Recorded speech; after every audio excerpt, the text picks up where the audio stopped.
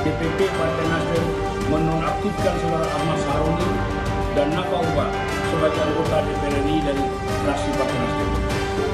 Eko Hendro Purnomo dan saudaraku Surya Utama sebagai anggota DPR RI. Dan saudara Agus Kadir sebagai anggota DPR RI dari fraksi Partai Golkar. Aksi protes terjadi di berbagai daerah di Indonesia dalam sepekan kemarin.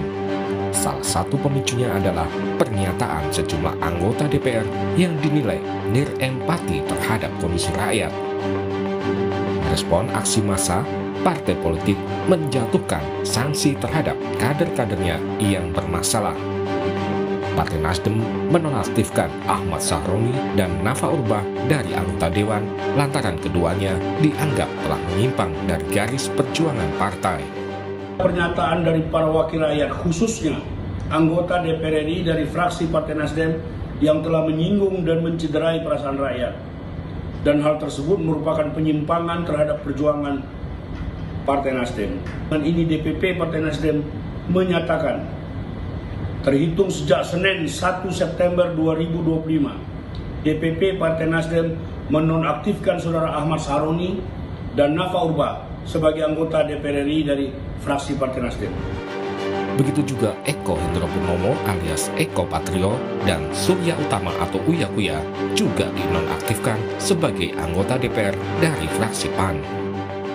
Mencermati dinamika dan perkembangan saat ini, DPP Partai Amanat Nasional memutuskan untuk menonaktifkan saudaraku Eko Hendro Purnomo dan saudaraku Surya Utama sebagai anggota DPR RI dari fraksi Partai Amanat Nasional.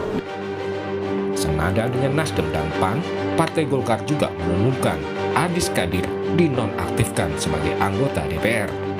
Keputusan ini diambil sebagai bentuk pendisiplinan dan etika sebagai anggota Dewan.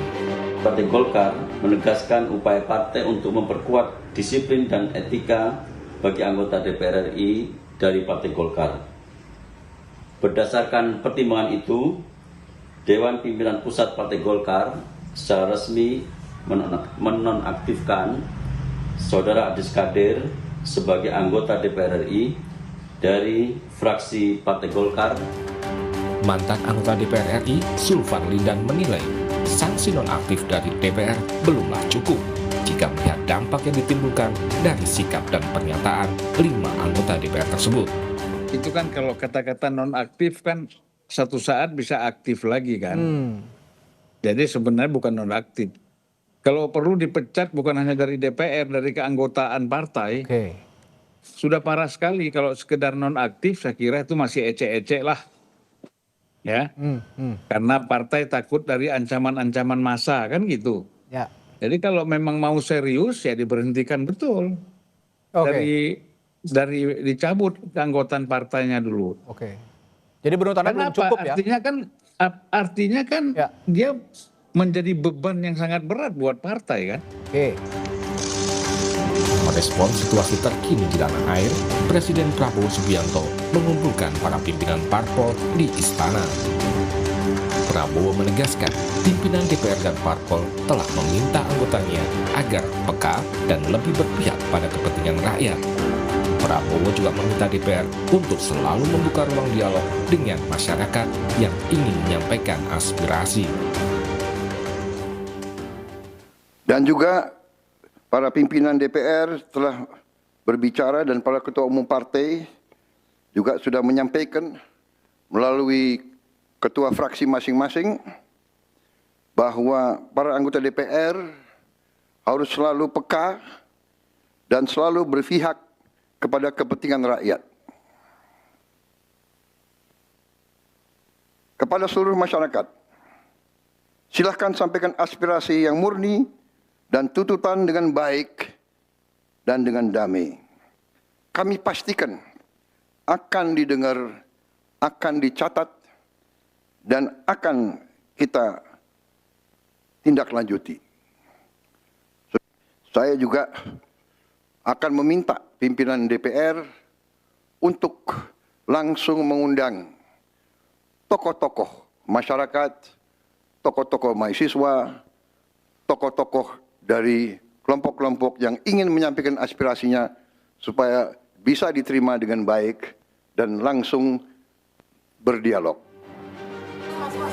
Sebelumnya, Ketua DPR Puan Maharani telah meminta maaf jika selama ini kinerja DPR belum maksimal. Ia juga berjanji melakukan evaluasi dan akan lebih mendengarkan aspirasi rakyat.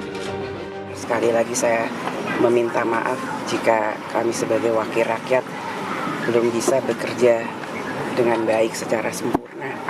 Kami akan mengevaluasi, kami akan berbenah diri, kami akan mendengar aspirasi rakyat dengan lebih sehat, lebih baik dalam bergotong royong membangun bangsa.